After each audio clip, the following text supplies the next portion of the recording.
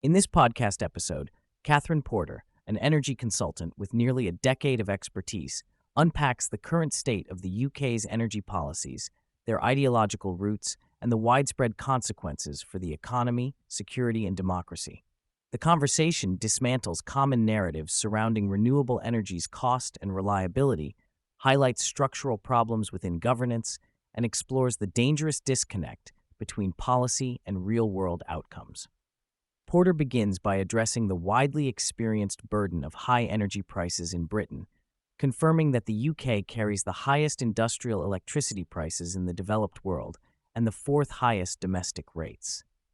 This chronic state of elevated costs is not due to an inherent inability to produce energy efficiently or cheaply, but rather a result of poorly crafted and ideologically driven government policies. According to Porter, the UK's energy market is plagued by what she describes as the dumbest policies, surpassing even Germany's in sheer inefficiency. One of the core issues she explains is the government's use of the retail energy market as a stealth tax vehicle.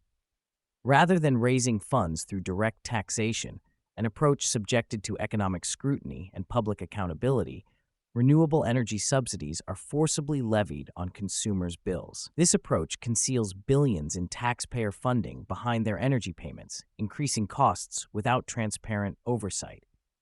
Compounding that, renewables, often cited as cheap because the wind is free, impose considerable hidden expenses. These include billions spent on connecting far-flung wind farms to the grid, the necessity of backup power sources for times when wind or solar output is low, and curtailment payments when wind farms are paid to shut down to keep the unstable grid balanced.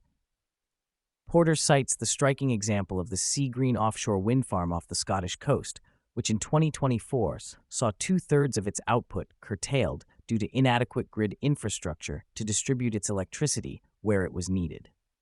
Consumers thus pay not only for alternative generation in gas plants running to meet demand, but also for paying wind farms not to produce, which makes renewables far from the cheap solution often portrayed. Diving into the engineering side, Porter explains the critical issue of grid stability and inertia. Traditional power plants, especially those fueled by gas, coal, or nuclear, create electricity through rotating turbines, providing a stable alternating current waveform essential for reliable grid operation. These heavy turbines inherently provide inertia, a resistance to frequency fluctuations on the grid, stabilizing voltage and frequency and preventing blackout cascades. Renewables, however, generate power via electronic inverters producing direct current converted into alternating current. These inverters lack physical inertia, are more sensitive to fluctuations, and sometimes prematurely shut down in response to minor grid instabilities, worsening the problem. The unfortunate Iberian blackout of 2023 illustrates this dynamic vividly. Originating from a faulty solar inverter and exacerbated by widespread non-compliance with grid codes from renewable and conventional generators alike, the incident cascaded into a widespread blackout, causing fatalities and economic losses. France, with a high-inertia grid dominated by nuclear and hydro, experienced far less disruption, underscoring the protective role of traditional power generation. Porter is unequivocal on the limitations of renewables, asserting that they will never achieve the reliability and security currently offered by conventional sources. While alternative grid designs like direct current microgrids exist in theory, scaling them nationally remains technologically unfeasible. Even breakthroughs like small modular reactors and nuclear fusion are years or decades away from impact. The crux of Porter's argument is that the UK's energy policy is not guided by scientific evidence or economic rationality, but by ideological zealotry. She highlights how politicians and policymakers cling to green narratives despite mounting evidence of their economic inefficiency and reliability failures. This ideological capture leads to costly subsidies, grid instability, and growing fuel poverty, with thousands dying prematurely each winter due to unaffordable heating. The government's refusal to conduct rigorous, transparent cost-benefit analyses of the net zero transition exacerbates the issue. Vital projects and policy assumptions are based on unrealistic price forecasts and ignore full system costs.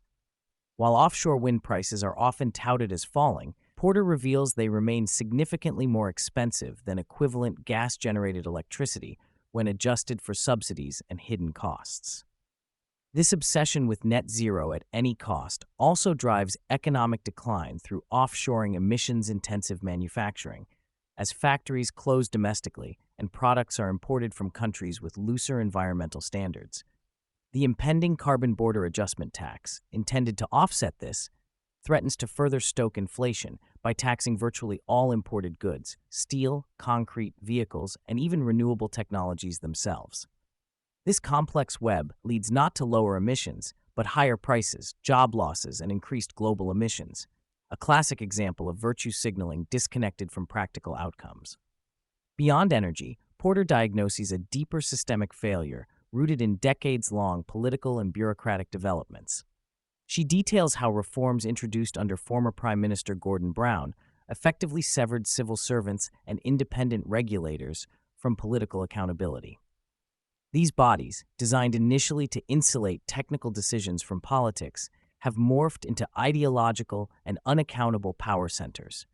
This has paralyzed effective government action across multiple sectors, including energy, water, and immigration. Ministers often receive filtered or incomplete information, limiting their ability to govern effectively. The infamous Post Office Horizon IT scandal is cited as a case study where civil servants obstructed ministers' understanding of problems, underpinning a corrupt, opaque governance culture. The result is a hollow democracy where elected representatives are undermined by permanent bureaucracies with their own agendas, leaving the public frustrated and disillusioned. Despite the bleak picture, Porter sees potential for change.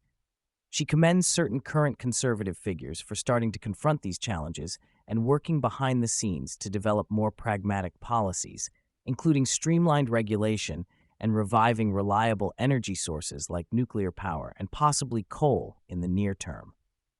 However, she cautions that widespread ideological entrenchment persists across parties and within the civil service, limiting progress.